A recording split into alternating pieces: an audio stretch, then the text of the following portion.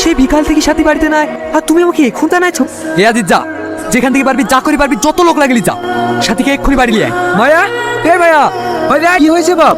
এত রাতে মায়া কই? মায়া, সাথী কোথায় আছে? ভাই আমি জানিনি। তুই কিন্তু আমাকে ভালো করে চিনিস।